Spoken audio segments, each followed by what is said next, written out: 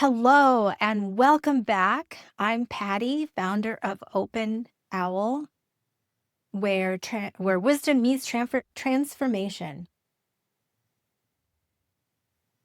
Well, let's see. We're going to get started by lighting our little candle. I hope you guys are all doing well. Mondays are going okay for you. Let's see. She's lighting up, and there we go. Yay, we started. I hope all is well. Monday here, and we're ready to learn things and be together again. So, yay. Um, I have a real treat. I say that every time, don't I? But I've been really kind of excited. I, for some reason, dove into AI and I've been researching it and stuff. And I realized that, as I homeschooled my kids, and I'm guessing that a lot of homeschoolers are going to want to use AI. We're always kind of at the forefront of possibility when we're homeschooling. We want the best and stuff for our kids. That's why we do it. We spend all this time and effort, and we have fun along the way, but also we really want to give them the best that we have. So I'm guessing that as a homeschooler, and if you know homeschoolers, uh, reach out to them and let them know that I'm thinking about them. Children will be using AI, and parents, they need to know and they want to know what and how to use it best for their children. How it can help the children and be the best that it can without destroying things perhaps that they have worked so hard to do. So that's about values, about what you value. And it's very important that what you choose to do with AI is leaning into what your values are. So the possibilities for homeschoolers is to be early adopters. They have the ability to work this into their curriculum right now.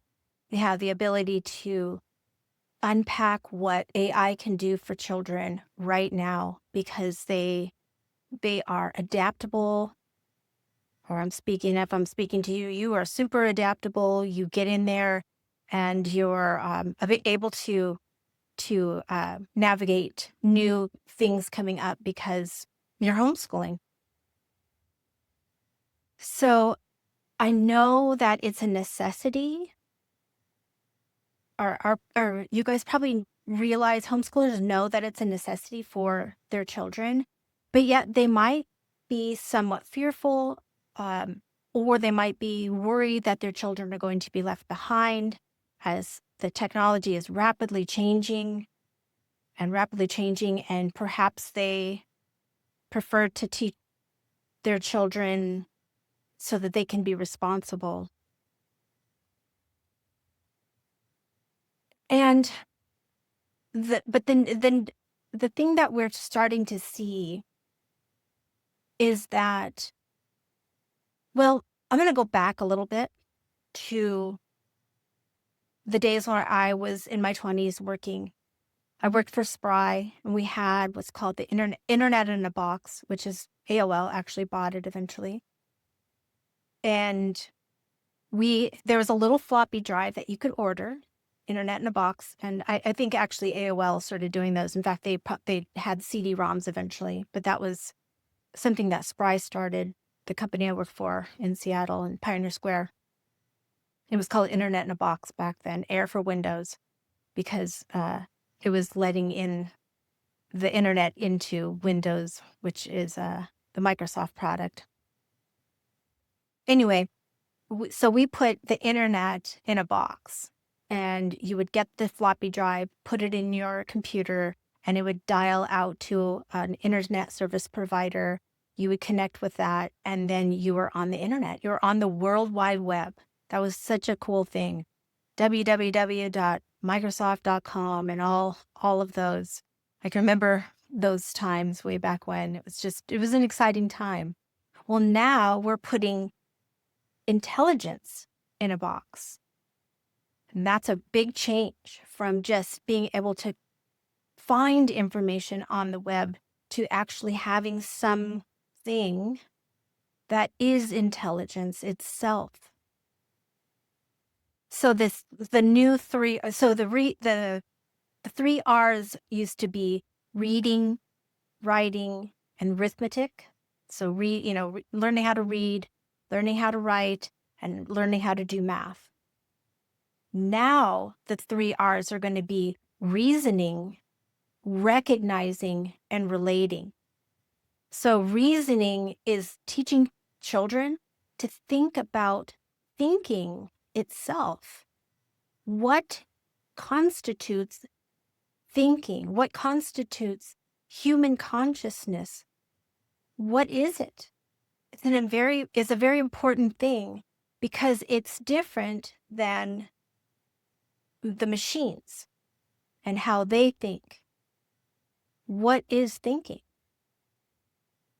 Number 2, recognizing. Teach children identifying AIs and their biases. So recognizing that each artificial intelligence is trained by the people that are running that business. So their values are reflected in the artificial intelligence itself, if that makes sense. And if you watched my long video at all, you saw that I went through and I asked multiple, maybe 5 different artificial intelligences, the same questions, and they had very different answers, which I found interesting. And it really shows you that there is a philosophy behind each one of those artificial intelligences. And your job actually as a parent and teaching your children is to show them the differences and make sure that they understand where these different intelligences, AIs are coming from, where their biases are, what context they are looking at the world from. It's really important to recognize those differences. And then relating. And that is continuing to maintain human connection in an AI world.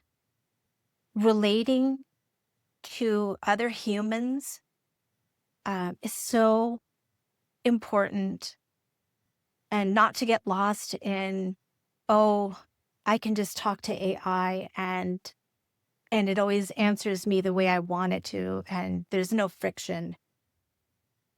AI can seem kind of frictionless as opposed to having a real relationships where there are differing values and things you have to negotiate with. An AI is always going to be, this is so easy, and and I don't know, you know what I mean, if you've used it at all.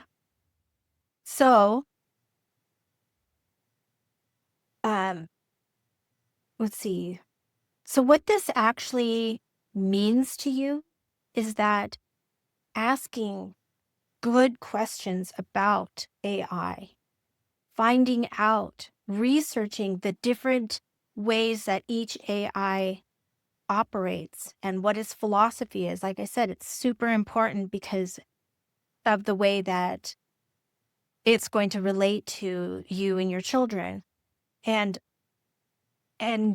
also even teaching your children respect, because how they talk to AI is going to be how they talk to other people. I relate it back to when you see somebody rude talking to a cashier when they're just getting groceries. How that person relates to that cashier is how they relate to other people. And we want to teach children to be respectful and not rude towards AI, because AI is just going to act like, it's not going to push back, basically. It's always going to be the robot that's so nice and stuff, even if they're mean to it. So teaching children, even those types of things, I think is going to be really paramount. So, if you're ready to teach your children to think with AI instead of just consuming it, then get my free AI literacy starter guide and join families who are learning together. And the link will be in my bio, so check it out. And if you have any issues or questions with trying to get it, you can just leave me comments below and I'll answer you. So with that, thank you for watching and I'll see you tomorrow. Good night.